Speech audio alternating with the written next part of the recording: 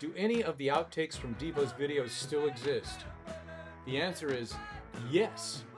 In the day my baby gave me a surprise music video, are those potatoes sitting in the hippo's mouth? Well, they were supposed to be. And we're Devo, and we're here on Devolutionary Times, our new program on our YouTube channel. Listen up, Spuds. Welcome to Devolutionary Times. Devolutionary Times. Devolutionary Times. Devolutionary Times. De-evolution, self-execution, no solution. I'm a potato. I got eyes all around. We need eyes all around as this world falls apart faster and faster. We have to see what's coming and going and what's sneaking up on us from behind. De-evolutionary Times. It's not too late to whip it good. Good. I like to shoot 'em all. Hi, I'm Bob. I'm Jerry. And I'm Mark. And we're Devo. And we're here on Devolutionary Times, our new program on our YouTube channel. And to kick it off, we have an episodic rollout of our film restorations done by our preservationist, Peter Conheim. This is episode 3 now, and we have 2 videos in episode 3. We have The Day My Baby Gave Me a Surprise, and It Takes a Worried Man. So let's start off with The Day My Baby Gave Me a Surprise. Got a surprise from my honey. Got a message from my girl. When she picked up a pen from the side of This came from our second record, Duty Now for the Future. And we had written all the songs on album 1 and album 2 prior to ever engaging with a record company. We had 40 or 50 songs that we were playing live and choosing from. So we had actually, ahead of time, before we even recorded album 1, decided what we wanted on album 2. And when we delivered album 2 to Warner Brothers Records and Virgin Records, they, of course, started thinking in terms of, hits and radio cliches, and they didn't hear anything that they liked except The Day My Baby Gave Me a Surprise. So they go, that's the one you got to do a video for, since you guys like making these videos. So we did. And we were having fun despite the record label. Right, this was shot in, there's a bunch of footage in this that was shot in the backyard where Bob and I were living. It was like that was Bob's baby. That was Bob's first child. Alex? Oh, Alex. Yeah. Alex. Yeah, Alex. Alex. Yes, I was the first Devo to have a kid, so we had a baby hanging around. So we suddenly had an infant in our talent pool. And I suppose by today's standards, we'd be in trouble, or I would be in trouble, certainly as a director, because what we did to poor Alex is use clear monofilament fishing line tied to her wrists, then hoisted over a horizontal pole that was stretched above camera level on 2 ground supports, and we pulled it tight enough so that she was on her tiptoes. That's why she's crying. And She wasn't even crying. She was such a happy kid. We had to really work on it to get her to cry for us. It was terrible. And the idea was we'd shoot that on blue screen and then flip the image 90 degrees so she's horizontal like Superman. So then we could composite her into the backyard shots across the sky and fall into the children's blow-up kiddie pool. And boy, were we having fun. And as Mark said, it's the house that he and Bob were at the time living in, so the location cost 0, which is very important. We were suddenly, for the first time, compositing. So we were shooting things on film, on 16 millimeter film, on blue screen, and then compositing them into a separate background plate, which was, a new thrill. We never encountered technology we didn't like. We always felt compelled to try it out right away and adopt it and be innovators, and even on a low budget. The third element that I like so much in The Day My Baby Gave Me a Surprise was the old school cell animation. I did artwork of a hippo swimming up the river, opening in its mouth. And at the point where there's a synthesizer that sounds like marimbas, the potatoes are playing the teeth. They were supposed to be potatoes, but somehow their legs ended up looking like roaches. I didn't intend that really. And when we colored them, they got colored too dark. So they ended up looking more like Insect. bodily waste. They looked like bodily waste rather than potatoes. Yeah. So, Yeah. whoever colorized it for Chuck had never seen a potato before, I think. But that was the surprise. You see, The Day My Baby Gave Me a Surprise. What's the surprise in The Day My Baby Gave Me a Surprise? Turd potatoes playing the teeth. So we have a number of questions about The Day My Baby Gave Me a Surprise submitted by fans. And this first one is from Graham White and Mason. In The Day My Baby Gave Me a Surprise, what is the context to the baby? Where is the baby today? Did it ever recover from being in that music video? That's up to Bob to answer. It's his I think daughter. Bob's got to talk about that. Where is the baby today? I'm going to guess North Hollywood. And did she ever recover from being in that music video? I think she not only recovered, she's, it's kind of like a little calling card of hers. It's sent her on the path of de-evolutionary art. She appeared again in another iteration of Devo, both on the album cover and on the video for Are You Experienced that we did many albums later. So she was a few years older then. That's true.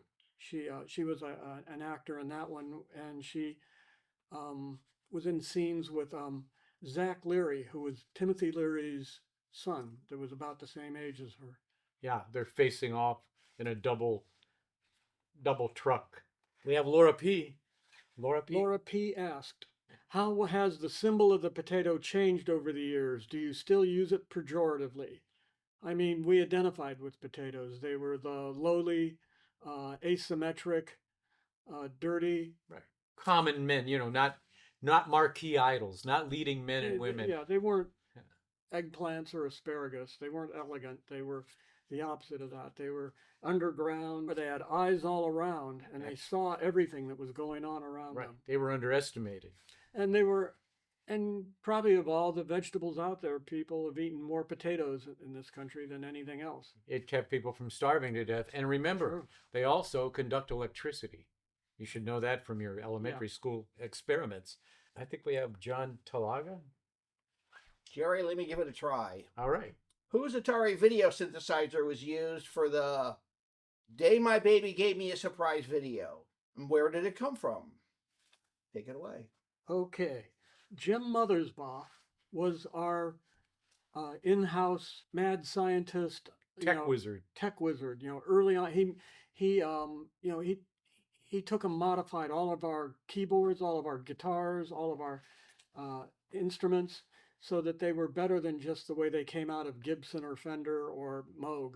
He found this device that you could hook up to a television set, and you ran video into it, and it created basically Navajo rugs, mutating Navajo rug imagery that you see in the video. Driven by the sound waves. Yeah, and we just loved the way it looked. It was so crude, but it was so kind of crazy looking. It fit behind us, and we still have that. Jim has not asked for it back yet, but I still have in the original box the Atari video mutator or whatever it's called. Wow. And one other thing, just a response. John, the guy who wrote this fan mail, he's a pretty good art. John, I've seen your art before. I think your stuff's great. Aha. There you go. All right, John. That takes us to the next video. Those questions, thank you very much. And now we're on to It Takes a Worried Man.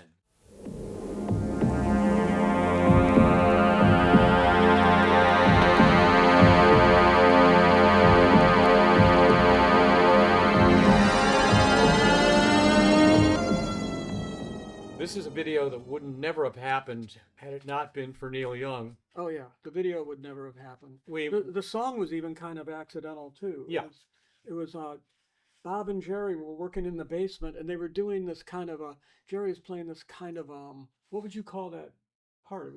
It was like I thought it was just an R&B it was line. pretty R&B funky, kind of cool.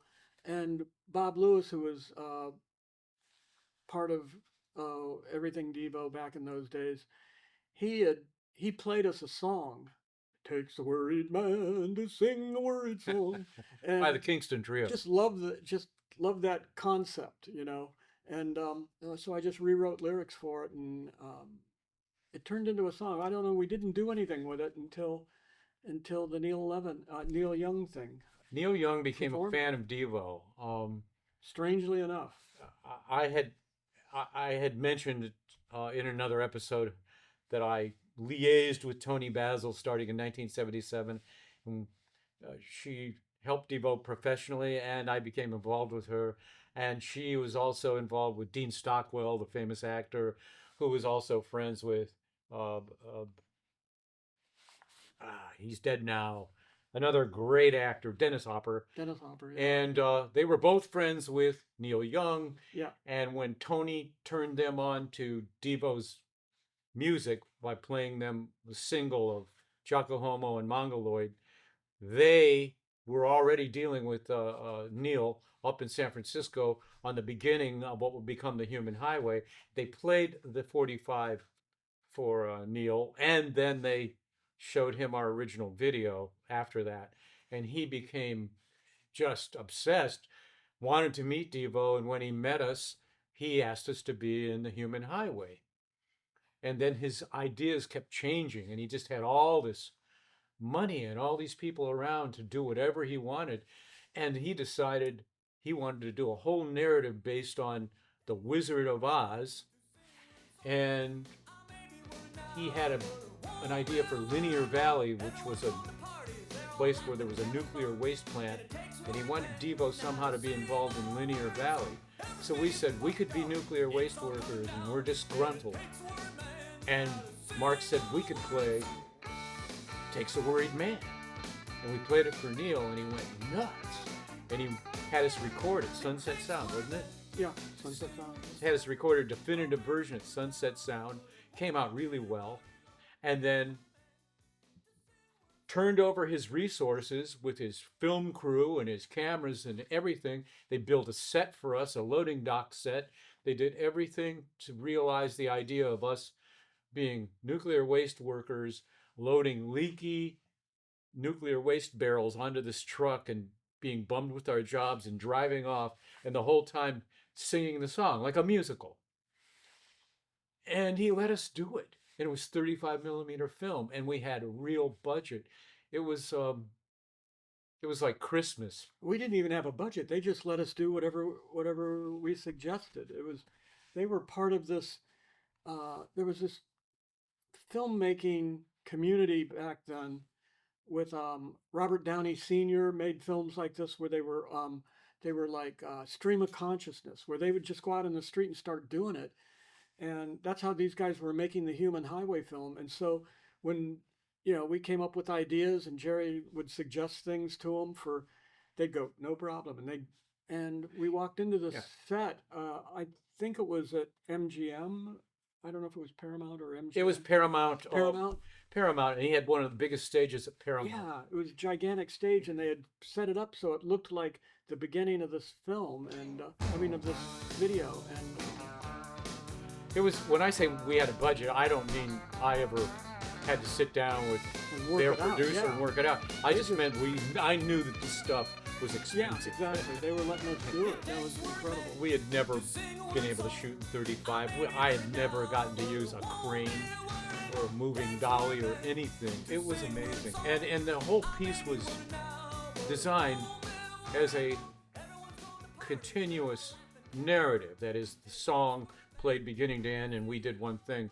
But of course, this went on for years with Neil, and by the time his idea morphed to the next stage, he took what would have been a musical interlude and chopped it up and made it a through line recurring throughout his So feature length film, where it made no sense any longer. So in the end, he allowed us to try to piece it back together for our own use, but pieces of the negative had been lost. So when we pieced it back together, looks we pretty good. we had to insert one of our characters, Rod Reuter, the nefarious CEO of big entertainment. You know, we had to insert him watching it and hating it with During- his daughter, Donut Reuter, played by Lorraine Newman, who loved Devo.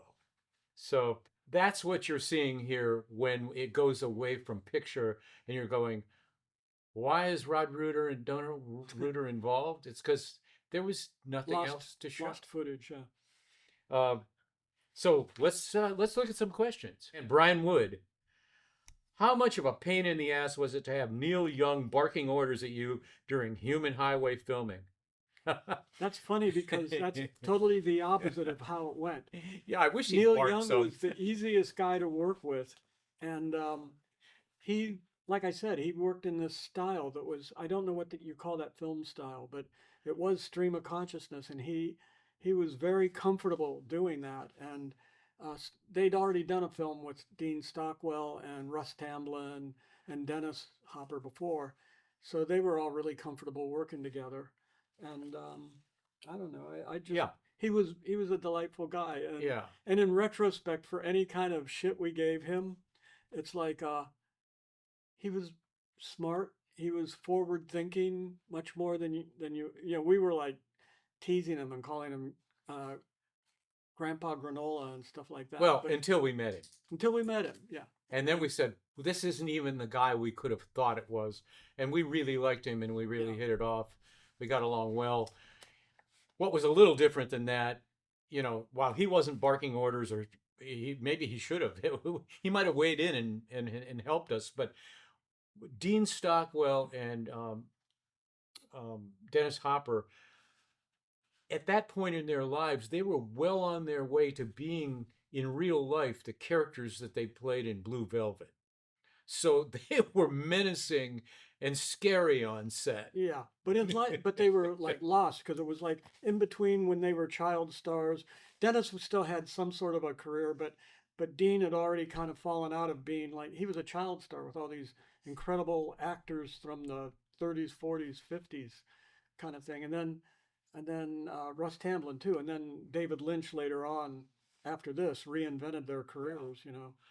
But they were menacing and intimidating, you know, and on purpose. They were testing us because we were younger, we were very serious and, you know, fastidiously groomed and short haircuts. And these guys were well on their way to being constantly drug fueled and, you know, whatever, alcohol, many things. Dennis ended up accidentally, just because of he was screwing around on the set, he cut one of the actors. Yeah. Cut this woman's The arm. actress, yeah. Yeah. Sally Kirkland, was that her? No. Sally. And she had to go to the hospital right then and there. You know, diner scene that they put us in, we saw it happen right in front of our faces, where he was playing the short order cook with a great big knife. And he was sharp. And he was out of his mind. I thought he was mentally diminished at the time, and it was years later that after he had kind of dried up and gotten off of drugs, that he was pretty articulate and was a nice guy to talk to. I think the thing that was most painful on that video was at the opening scene where we had those plastic tubes going in our nostrils. Right. Oh yeah. Like breathing apparatus. It just really hurt, and you just couldn't wait to rip them out at the end of the scene. And they go, okay, let's do it again. And you'd be like, oh, ow, ow, ow, ow, ow, ow, ow. We always had ideas that ended up being masochistic. Yeah, we had a lot of wardrobe things that were like problematic that way. Yeah, I mean the yellow suits we'd lose a 5 couple- pounds a night playing on stage in those yellow suits under the hot lights. And while the breather pack ideas, because Linear Valley was so polluted, you know, that was a good idea.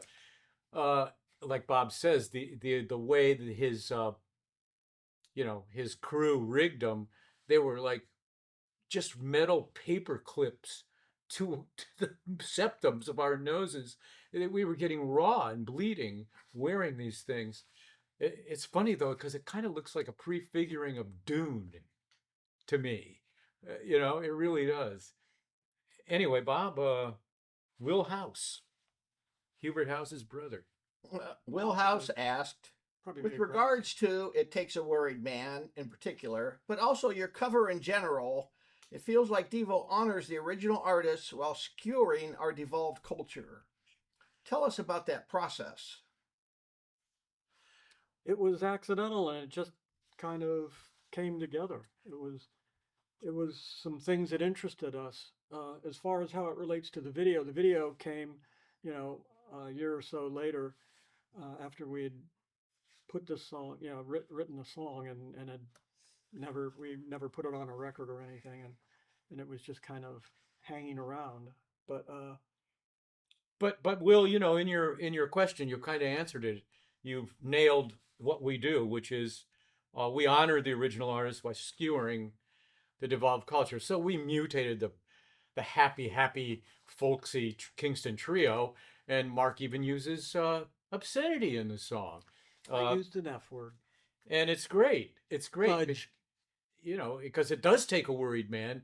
And by the time we were worried in 1979, as opposed to 20 years earlier when Kingston Trio wrote the song, We there had- was tens times more reasons to be worried. Well, they had nasty reasons to be worried back then too. But yeah, we had our own worries, and we loved that lyric. It just was such a great line. Azani asked in It Takes a Worried Man, did you guys get in trouble for using the F word in the track? Well, greetings from the de-evolutionary youth of the USA's backyard, referring to Chile, I suppose. Well, we never got in trouble because it never was a hit or anything. It was nowhere where we would have gotten in trouble if it was on radio. If it would have got played on the radio, there would it We would have had to change it to fooked up. yeah, or whatever. Yeah. We have a miscellaneous question at this point from Samuel Smith. And he asks, do any of the outtakes from Devo's videos still exist? The answer is yes. Not all of them, sadly, but yes, many. If we had the time, Yeah. I used to always have fantasies. We would like cut two totally different versions of the same song, so that you would see the same, same takes, but it would be, the same setups, but it would be different Right, takes. right. So you could have a totally different video that you would get randomly. I always wanted to do that, and we never did. But I can tell you the budgets were always so tight, and Chuck Statler was always so kind of officious. It'd be like, as soon as we got a take that we thought was okay, that was the end. That was it. Yeah. If you think it might be good, that's good enough. Yeah, it was like 3 takes and you're out. But we learned how to be succinct about that, and we really got it in the first take a lot of times. So another miscellaneous question out there, you guys. Kevin Rupenthal, he asks, which video had the easiest progression from concept to execution? I guess that's somewhat subjective. I have my answer, but I will get more into that answer in a future episode, because for me it would be Beautiful World. It's just that from the idea to the actual execution, it was almost 100%. And that wraps up episode 3. We'll see you again for episode 4.